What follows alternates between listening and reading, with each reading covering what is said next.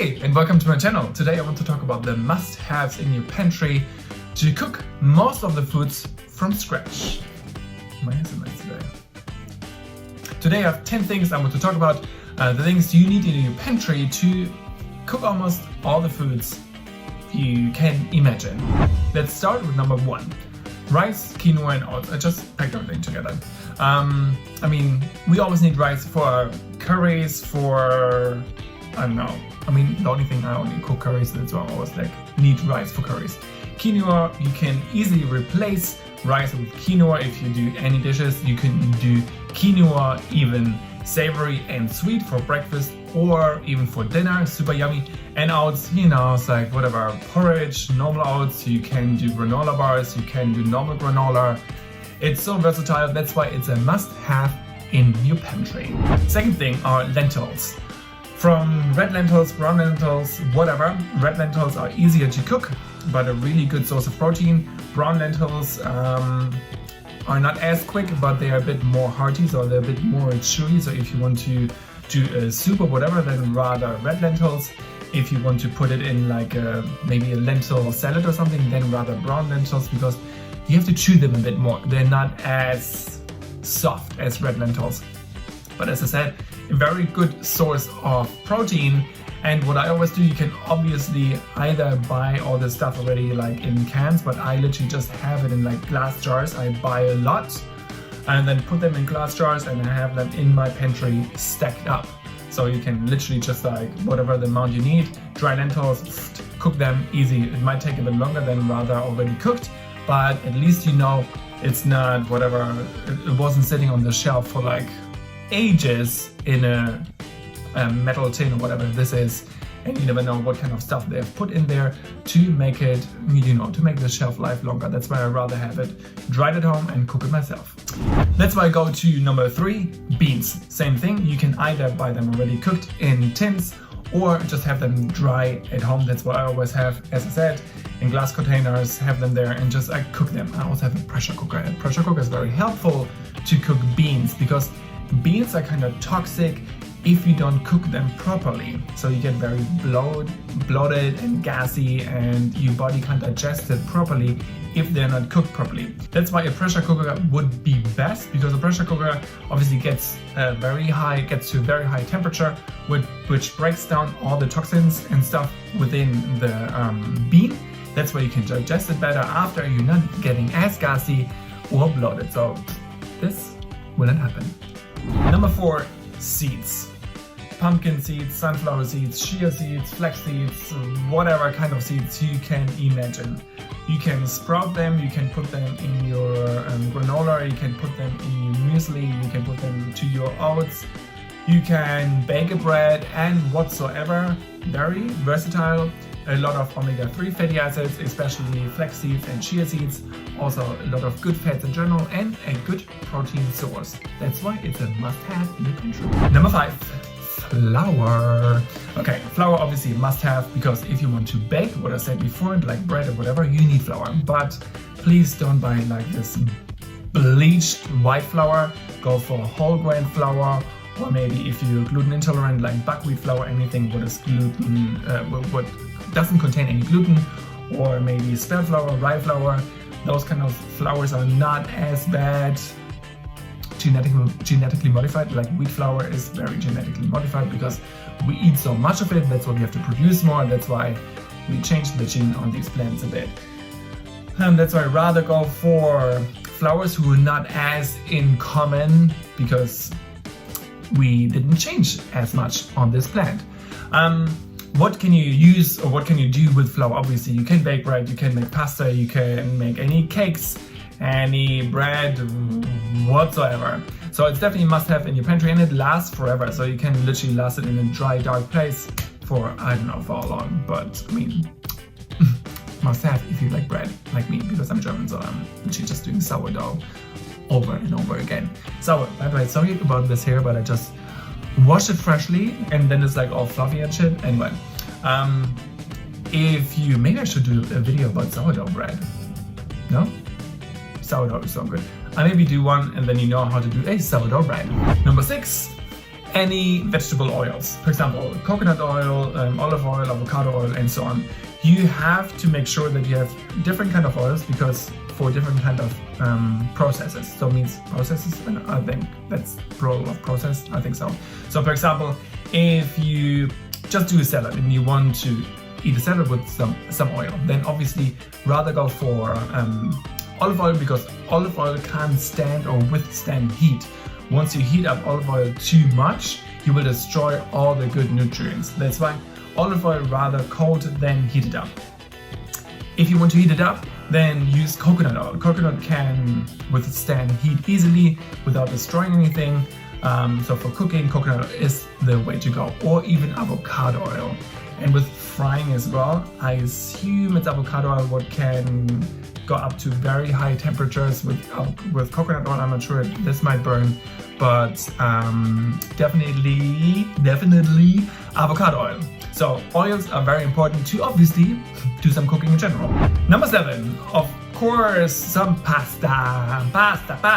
If you love pasta and you can't do it without, then definitely have some pasta at home. You can obviously do it yourself with some flour because you have it in your pantry. Ching ching. But you might need some egg as well. But there are of course some recipes without egg. I think no egg pasta. I've never done pasta myself, so I don't know really. But pasta, I mean, why do you need it? Obviously you can do them. You can use them for any whatever casserole, pasta dishes from back and forth whatsoever, and they last in your shelf a very long time, and they're super easy to make, as you know. But number 8, what do you need for pasta? Obviously pasta sauce. That's why number 8 would be chopped tomatoes, for example. You can do your pasta sauce on your own. Many people have ready-made pasta sauce, but I'm like, ready-made pasta sauce? Of course, if you don't have like garlic or oregano or whatever, then get a ready-made pasta sauce, but you can just do it yourself easily with chopped tomatoes or tomato sauce. Just pour it in there, just some garlic, some chopped onions, some pepper, some salt, and some oregano or like Italian spice or whatever, and just cook it, and you have a very good tomato sauce for your pasta.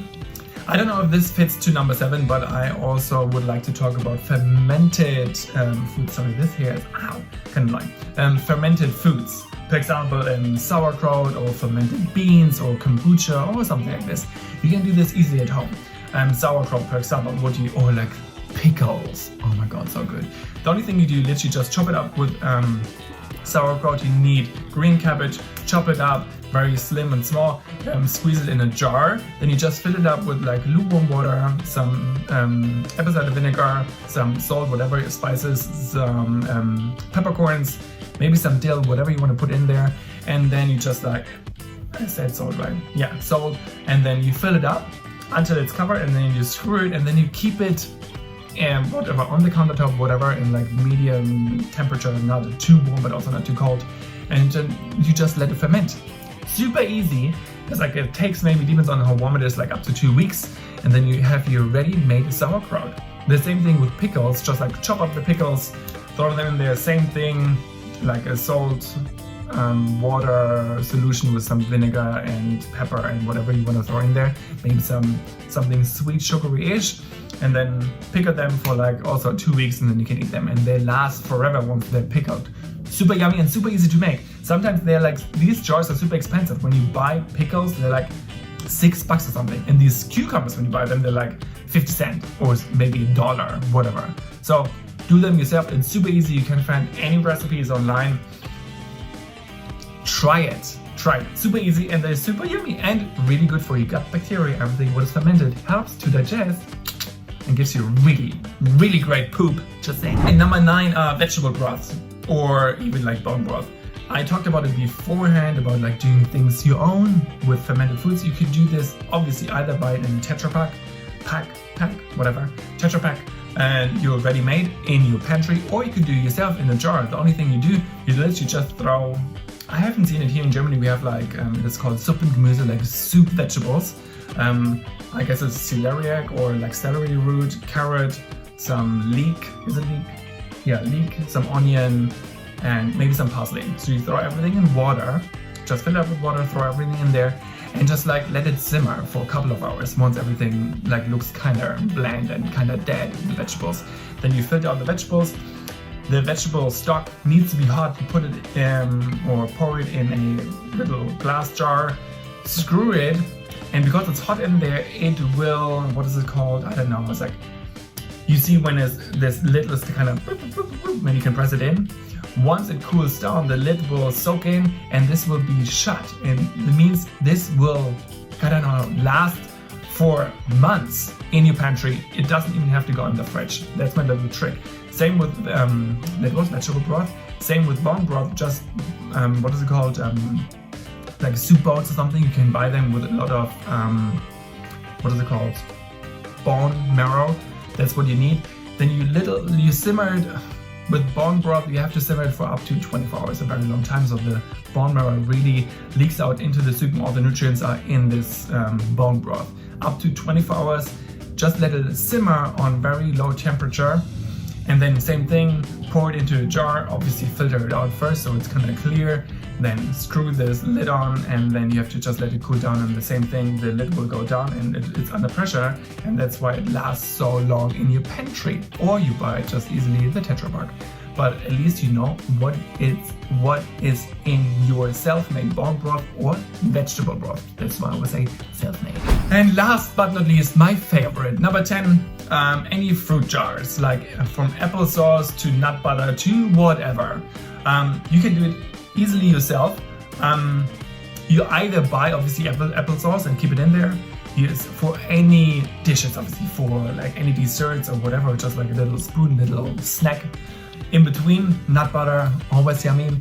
With nut butter, what you literally just need a very like a high process blender. You just throw in all the nuts, whatever nuts you want, from almond to peanut butter, whatever. Blend it, or from almond or peanuts. You blend it until it's smooth. If your processor is not as powerful, you could also just like add some coconut oil or like some olive oil or whatever, and blend it to make it smooth faster. You can put in some cinnamon, maybe some honey to make it a bit sweeter, maybe some salt to make it like a different kind of taste of peanut butter. You can make it your own flavor. Also put it in a jar. Self-made doesn't last as long. I guess you have to eat it within maybe a week, maybe within 2 weeks, then it gets kind of rancid.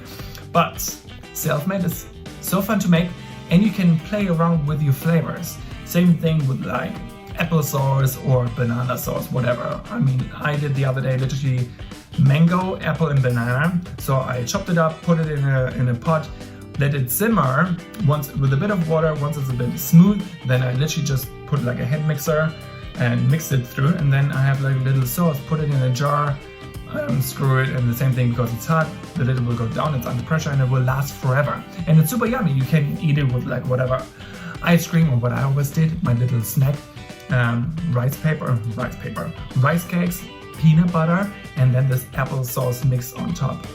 It's so good, and it's healthy because I didn't put any sugar in it. So that's my health tip. Yeah, most of the things you can do easily at home, and they're so versatile. You can throw everything together. I mean, you can do so much, even with like fermented foods or whatsoever. They last forever in your pantry, and these are the ones you should have in your pantry. Super healthy, and you can do most of the dishes. Literally, they are the main ingredients of any dish, like from pasta to curry to, I don't know.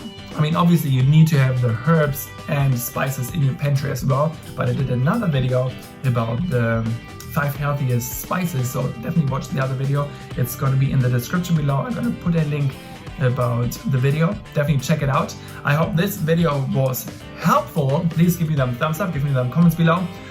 Whatever, if you have maybe some questions about fermenting foods, or maybe how to do sourdough. If you want me to do a sourdough video, please give me a comment below. Yes, please give me a sourdough video. Then I'm gonna record a video about how to make a sourdough starter and how to bake a sourdough bread. How to make bone broth, whatever. Give me some questions below. I'm gonna answer all of them. I hope you have a wonderful day, and I will see you in the next video. Bye.